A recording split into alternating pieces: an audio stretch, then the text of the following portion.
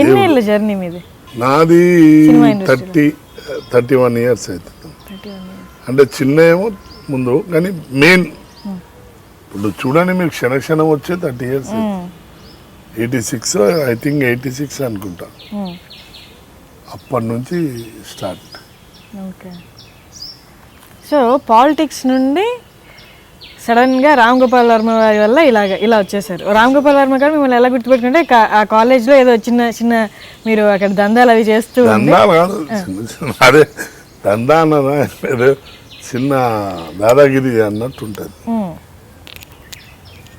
ఎలా అది అటువైపు ఎలా వెళ్ళారు? అంటే ఫ్రెండ్స్ వల్ల లేకుంటే అంటే అంటే అదే మీరు అక్కడ ఎమ్మెల్యే వల్ల ఎవరో వెనక ఉండే వాళ్ళని చెప్పారు కదా, కాలేజ్కి వెళ్తుండే అటువైపు. అప్పుడంతా మేము కాలేజ్ దాదాగిరి చేసేవాళ్ళం అమ్మా.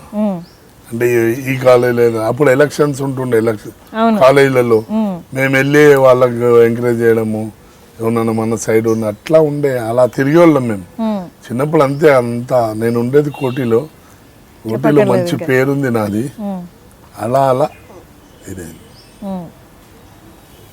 సో ఒకసారి కంటెస్ట్ చేసి అక్కడ పోయిన తర్వాత ఇంకా అటువైపు వెళ్ళలేదు, మళ్ళీ వెళ్ళలే. అంటే వేరే సోషల్ వర్క్ చేస్తా. ఈ రోజు కూడా నేను ఏదన్నా మ్యారేజ్ అయ్యేదన్నా హెల్ప్ కావాలంటే చేస్తా. ఏదైనా ఉన్నా కానీ, ఏదైనా పని ఉన్నా కానీ, ఏదైనా పాస్పోర్టు లేకుంటే ఇప్పుడు సినిమాల్లో పాస్పోర్ట్ చూపించారు, కానీ నేను సినిమా ఇండస్ట్రీలోనే 100-200 పాస్పోర్ట్లు తీసి ఇచ్చా.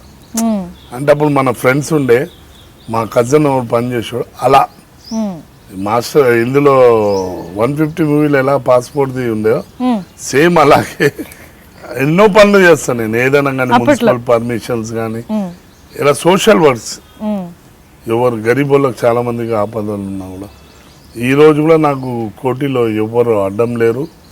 నాకు ఏదన్నా ముందు నిలబడతారు, 100 మంది అయినా కూడా వచ్చి నిలబడతారు. అలా మంచి పేరుంది. అది అంటే ఎవరిని లూటీ చేయడం కాదు, అది కాదు, మంచి పేరు. అన్న మనకు పని హెల్ప్ చేస్తాడు అన్నట్టు.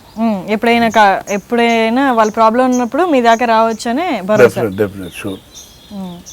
సో ఇంత రఫ్గా ఉంటారు, బయట కూడా ఇంతే రఫ్గా ఉంటారా రియల్ లైఫ్లో కూడా? అదే చెప్పాను కదమ్మా, ఉండరు, సాఫ్ట్గా ఉంటారు. చాలా చాలా. మరి ఎంత అన్న ఉన్నాడు అన్న ధైర్యం వాళ్ళకి ఎలా వచ్చింది? అంటే అన్న అంటే కొంచెం భరోసా ఉండాలి కదా, ఆ ధైర్యం వాళ్ళకి ఎలా వచ్చింది? అంటే మేము యాదవ్లం అమ్మ యాక్చువల్లీ. ఇప్పుడు ఆ కాస్ట్ ఫీలింగ్ కూడా వస్తుంది కొద్దిగా. నేను నేను అప్పుడు కుస్తీ పోటీలు కొట్లాడుతుంది యాదవ్లం. మేము కుస్తీ పోటీలు కొట్లాడుతుంది. అలా శిష్యులు చాలా మంది ఉండేటోళ్ళు.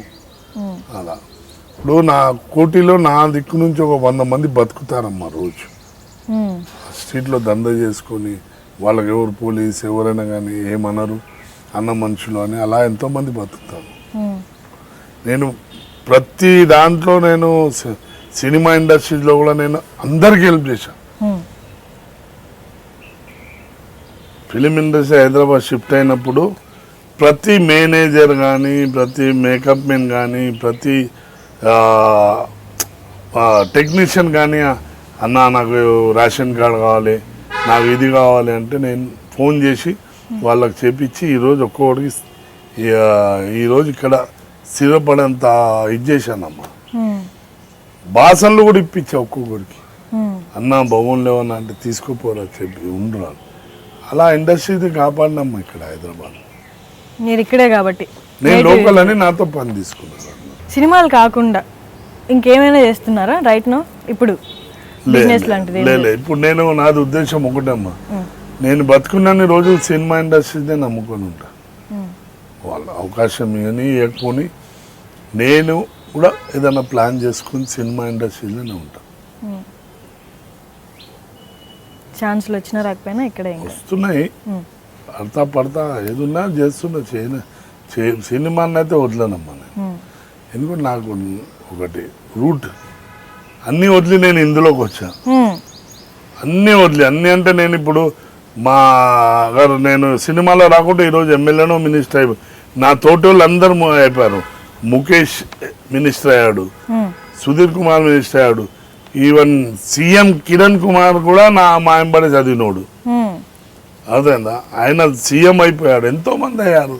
కానీ నేను ఏంటంటే దీన్ని నమ్ముకొని వచ్చి ఇక దీంట్లోనే ఉన్నాను, దీంట్లోనే ఉండాలని ఉద్దేశం. వేరే ఏం ప్లాన్ లేదు. భద్రం బీ కేర్ఫుల్ బ్రదరు, భర్తగా మారకు బ్యాచులరు, షాదీ మాటే వద్దు గురు, టింగ్ టింగ్ టింగ్ టింగ్ టింగ్ టింగ్ టింగ్ టింగ్.